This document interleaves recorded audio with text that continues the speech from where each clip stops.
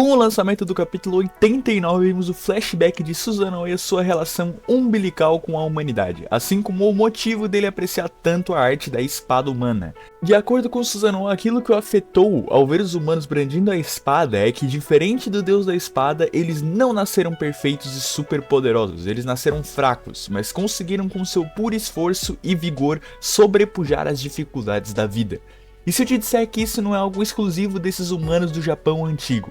Não só isso, mas que esse padrão se encontra em basicamente todos os humanos. É hoje que eu vou mostrar pra você, por meio de uma teoria que facilmente se confunde com um vídeo de análise, qual é a maior força da humanidade, o que guia toda a humanidade a sempre evoluir. Antes de começar o vídeo, deixa só eu pedir o seu like e inscrição para ajudar o canal a crescer. Estamos bem próximos dos 2.000 inscritos e preciso da sua ajuda para o canal continuar crescendo cada vez mais, tá certo? Enfim, a ideia aqui do vídeo é a gente estipular um padrão de desenvolvimento para todos os humanos, um fator que guia eles a tornar eles quem são. Em comparação com seus adversários do Ragnarok, os deuses, os humanos têm uma característica em comum. Eles se adaptam ao ambiente e à dificuldade, superando todas as barreiras. E quando eu falo isso, não é só para ser bonitinho, as habilidades dos humanos literalmente são respostas do seu corpo para o ambiente à sua volta. No caso dos deuses, por exemplo, isso não existe. Por que o Shiva dança e pega fogo? Porque sim. Por que o Apollo manipula a luz? Porque ele é o deus do sol. Por que o Poseidon controla os mares? Porque ele é o deus dos mares. Os deuses, no geral, salvo raras exceções como Zeus e Susanoo, nasceram como são até hoje, com as suas habilidades e poderes, mas os humanos não. Eles desenvolveram essa habilidade baseado no ambiente em que estavam, num verdadeiro instinto de sobrevivência. E o melhor exemplo disso, aquele que representa esse aspecto essencial da humanidade, é, ironicamente, o maior mal dela, Jack o Estripador. Jack tem como suas habilidades inerentes a ele sua grande inteligência e outras coisas menores como ser capaz de mover os seus órgãos, mas principalmente o seu olho capaz de enxergar a emoção dos outros, que apesar do Jack ver como uma bênção de Deus, é explicado no capítulo 25 que uma possibilidade para o surgir desse olho foi uma resposta do pequeno garoto por lutar para sobreviver em um ambiente hostil que nem era Londres no século XIX.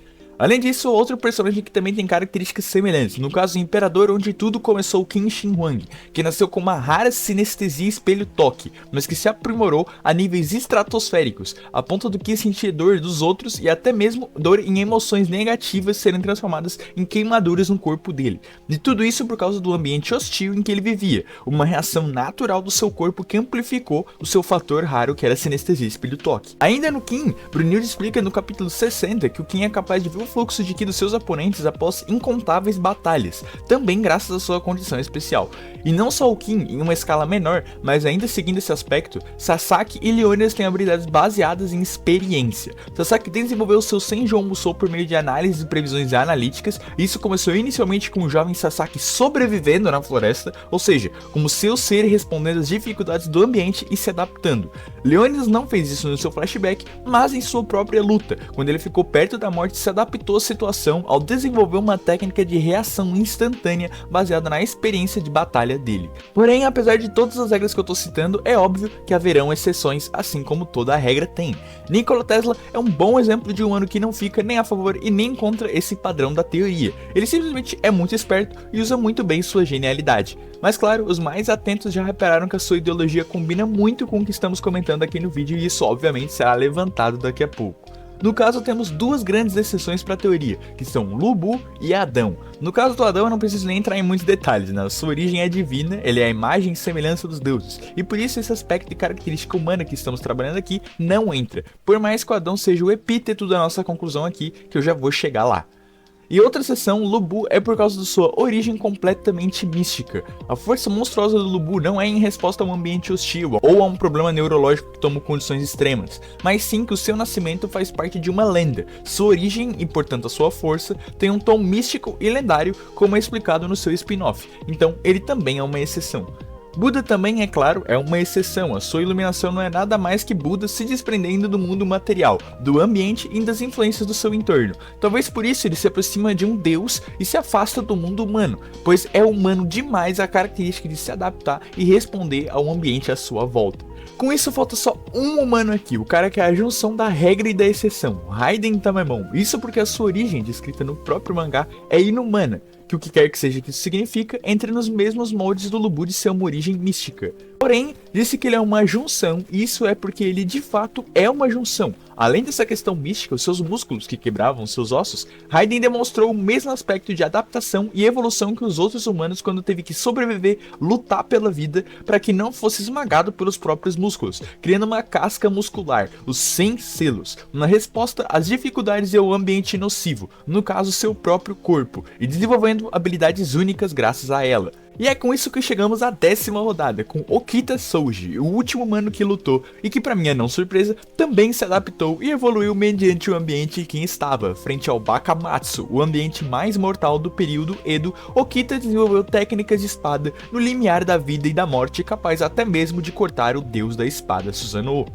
E o que tudo isso falado significa? Eu acho que, alguns mais, outros menos, todos os humanos têm algo que os conecta como humanidade. Esse fator de nascer na dificuldade e sobreviver, se adaptar, melhorar nele, desenvolver habilidades e características únicas. Como Brunilde fala no capítulo 60, quando um homem recebe uma habilidade excessiva, ele deve perder algo em troca. E o contrário também pode ser dito. Se um homem perde algo em troca, com força, determinação e esforço, ele pode transformar essa fraqueza em uma habilidade poderosa, capaz até mesmo de sobrepujar e impressionar um deus.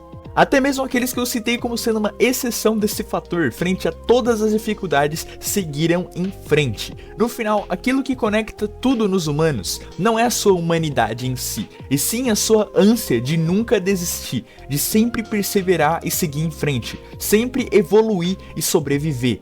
É como Nikola Tesla dizia, sempre avançar. Esse é o espírito indomável da humanidade e o maior poder dos humanos no Ragnarok. Se você gostou desse vídeo de teoria, análise, poesia, sei lá o que, por favor considere se inscrever e dar like que ajuda bastante o canal. Além disso, dá uma olhada na descrição, lá nós temos todas as redes sociais do canal, como Twitter, TikTok e também o server do Discord. E claro, agradeço o apoio dos boosters lá do server do Discord pelo apoio deles lá no server. E é claro, a você que assistiu todo o vídeo até aqui. Então agradeço a sua presença até aqui e até mais.